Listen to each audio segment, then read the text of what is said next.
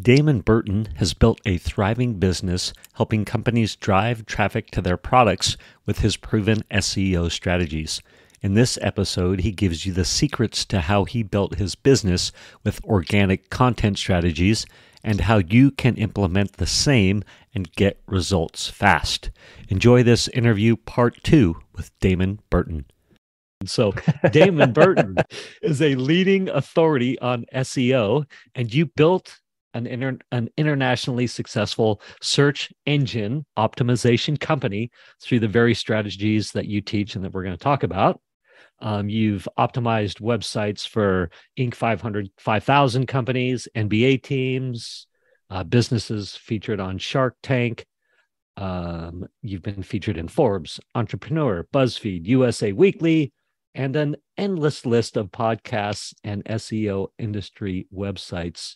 But best of all, Damon, you help people stop paying for expensive ads that don't work, and you show people how to get traffic without ads, which I love, and everybody listening should love. Yes, it's been interesting. So I've been doing this for 15 years. SEO specifically, got into design about 20 years ago. I give you that time frame reference because it's been interesting to watch the attention in the industry. So 15 years ago, SEO was the new thing, was the sexy thing, got the attention. And then Google ads started taking off, Facebook ads got introduced. And so SEO never went away, but the mainstream attention went to paid ads. And it's so fascinating because some people don't even know that SEO exists. And SEO is like the old grandfather of the industry, and it's been around for a long time. But what's more fascinating is the attention coming back, like the pendulum swinging back the other way, because people are getting burned out on paid ads.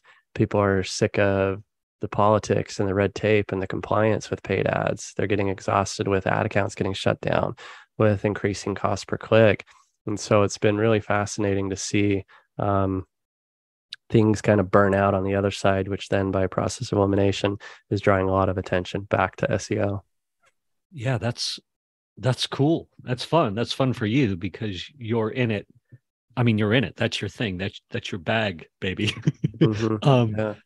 When we first met and were chatting back in Mexico at the Mastermind in Paradise, Russell Brunson's group, there was 600 of our closest friends, perhaps, or 500 inner circle, and what's called the 2 Comma Club X, which is that you've got that other price metrics of 25,000. So you've got to have some resources or be willing to spend resources, and you've got to be excited about what you do, right? But anyway, you had said, I want to talk a little bit about how you built your business. And in fact, you said, hey, Misha, look, I don't, if I remember the conversation, it was like, look, man, I'm not paying for anything, and I'm driving a huge amount of my business through LinkedIn.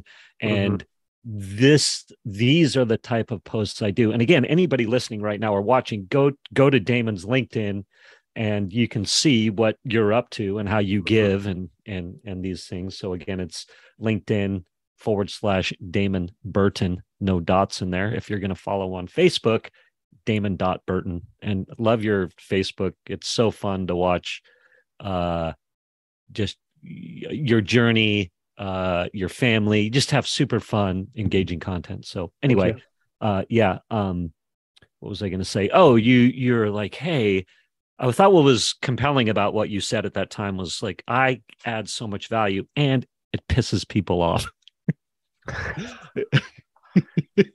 In effect, do I remember that correctly? I do add value. The pissing people off part, I'll have to try and connect the dots. Probably what I was referring to was like I don't throw rocks at marketing because a lot of people in marketing are like, I'm the paid ad guy, so SEO sucks, or I'm the SEO guy, so paid ads suck. And for me, if it works, it works, right? You can do it all. So as long as you're getting a return, there's no bad form of marketing.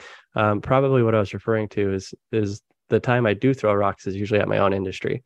And so it's like the guys that give the industry a bad name, the guys that, take money and run and things like that. And so a lot of times I'll poke fun at my own industry. And what happens is it can offend other SEOs because they know I'm right and I'm calling things out. But it comes back to that value thing, because then what it does is it filters out the leads, because then the leads that have been through that or have been burned or are at the higher level, they know that I'm beyond that lower level that they're trying to get past, and they see that I've been around the block a time or two as well, and they go, oh, okay, well, he's talking at this level of relatability.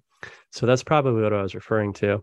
But as far as the value thing, like, yeah, that's what it is. Like, if you look at my content, Yeah. I almost never uh have a call to action. Hold on a I sec. I'm gonna drop a shade really quick. Mhm. I've got some sun coming in. Yeah. It's the California lifestyle, baby. There we go. Thank you. Sorry about that. Yeah. Okay, go ahead.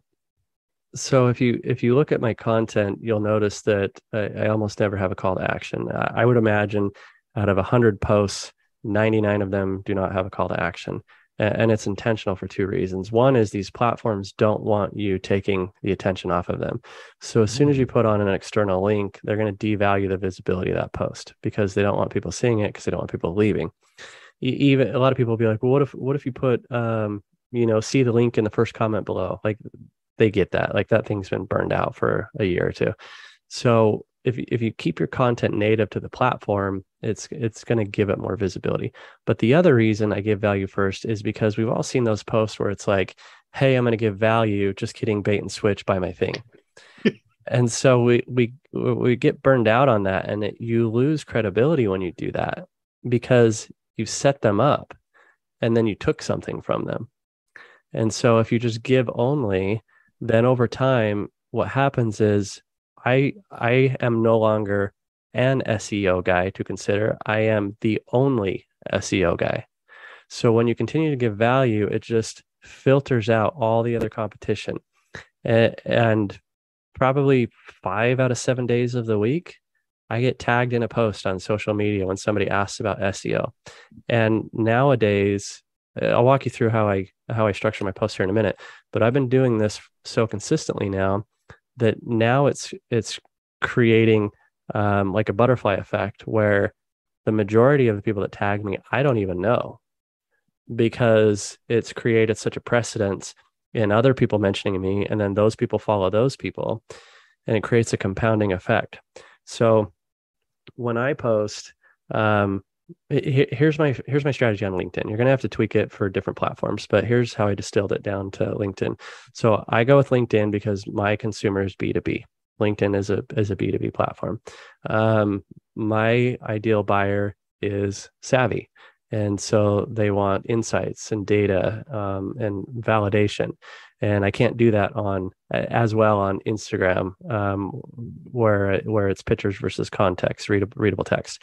So I focus on LinkedIn, and then what I do is I post between 6:30 and 7:30 a.m. I've narrowed down that time frame where that's where I get the biggest visibility. It can be the difference between 5,000 views in 24 hours and 50 views in 24 hours by focusing on that time frame. Now, I'm not saying that's the magic time frame for everybody. My guess on why it works well for me is because the type of people that are reading my content is so I'm in mountain time. So I think it's kind of as good of a sweet spot in the middle of time frames as I can get between East Coast and West Coast, because the East Coast people have already beat the traffic, got to the office, whatever. Now they're sitting at their desk and they're killing time for 10 or 20 minutes. And that's when I can get them, is in that little window. The West Coast people are waking up, they're sitting on the toilet, they're doing whatever, and I'm catching them at their early 10 or 20 minutes. So figure out where your audience is, and then figure out the time frame that works best for them, and then just show up consistently. So I post Monday through Friday. You end up building an audience that looks for your content. You end up getting rewarded by the algorithms by being consistent. So over time, they're going to continue to show you more. And now it takes a while to gain momentum. I would say it took probably 3 months for me before I started to notice any sort of consistent feedback or engagement or private messages of gratitude. At about 6 months, I started monetizing it and getting leads. And then at about 9 months is when I said, well, I'm getting business now. Maybe I should quantify this. And so it's been I think it's been 3 years this month. So then 3 years ago was the 9 month mark, um, give or take. And I added it up and I had $150,000 in annual recurring contracts that came from just doing this. And I haven't quantified it since because that was enough for me to go, okay, this is worth continuing. And it's only grown exponentially from there. So it's added several $100,000 a year in recurring revenue from just showing up and giving value. Because what happens is they're building a relationship with you. Like you're not talking one-on-one, but they're getting to know you. Like you even said, I love your Facebook. I love how you talk about your family. So you already know I'm a family guy, even though we haven't talked about it. You already know that I give value, even though we haven't talked about it. So people start to understand your persona and who you are. So then when they need your thing, when I have somebody reach out to me on LinkedIn, there's next to zero sales conversation. It's, I know what you do. How do we get started? That's amazing. First off, I want to comment on imagine when you said it's going to take a long time, it might take 3 months. I'm guessing most people listening went, oh my gosh, only 3 months to start gaining traction. Like to me, that's awesome. And then 6 months for leads and 9 months for, hey, you can start quantifying literal success and revenue. Like that's awesome, I think. I want to ask you two things. Well, I have a question and I'll make a comment on the pissing people off. I think that was me with a little shock and awe, but I think what from that initial conversation we had back in Mexico, and again, everybody, Damon Burton on LinkedIn, and it's LinkedIn/Damon Burton, no dot. So go there and find him, Damon.Burton on Facebook, because like you can start getting results that you're talking about authentically too. And I want to make sure that you're authentic, like what you're putting out is authentic. And I think when I see people on the social media, you can tell if it's authentic or not. And so I'll just say for you, I'm assuming like make sure it's the value's authentic to what you actually have to offer, right? But I think you were like, I think it was upsetting to people or unnerving to people that the value you give, like that's the piss people off part. Or so it's not pissing people off is not the right term. I think it's unnerving for people is what you'd said when they would see the value you would give. Like they're like, wait, you shouldn't be giving this much value. Is that a better way to explain it? Yeah, I get what you're saying. Yeah, it's kind of confusing to people because a lot of people are brought up in the world of entrepreneurialism where it's like gate everything, charge for everything. I think there's a time and a place. I'm not saying one is better than the other. For me, it's just been the other. So in my mind, there's really only three types of content consumers, and this is why I just give away everything, because my ideal buyer is the person that values time more than money. So if I give away the answers, I will tell anybody anything about our processes. Because if you're the type of person that wants to take that advice and run and implement it, you're not my ideal customer, but I just helped you. So that's fantastic. I didn't lose anything because you weren't going to be my buyer anyway, but now I increased the credibility and my reputation and my reach. The second type of content consumer is the person that may not need your thing now, but they may later, or they know somebody that does and they'll send a referral. Great. You help somebody again and you might get business from it later. The third type of content consumer is the one that just goes, Misha, I want to buy your thing. So from my perspective, you can't lose by giving away all the answers. Now, other people's products are different. Mine's a higher ticket, a couple $1,000s a month. Somebody else might be a one-time transaction or a lower reoccurring thing that they could just take the advice and run, and that could have been their customer. So I'm not saying this applies to everybody, but I would challenge the listeners to reconsider how they can bring their expertise to the market. There's probably some middle ground in there or some sort of new opportunity that you can consider in separating how you give away value or even just give away a micro piece of it. Maybe you have a low ticket thing that doesn't make sense to give it all away, but give them a little bit give them like the freebie thing, or the thing that's only, if you have $100 ticket, give them the thing that's like $10, build up that credibility with them. Because would you rather have, 95 out of 100 people that convert, or would you rather have 1 out of 1,000 people that convert? So just look for different opportunities and how you can give away value, and give it enough time for it to work its magic, and more people than not, it'll provide some sort of return. Thank you for listening to this episode of the Table Rush Talk Show. For resources to help you sell your stuff, go to belove.media/resources.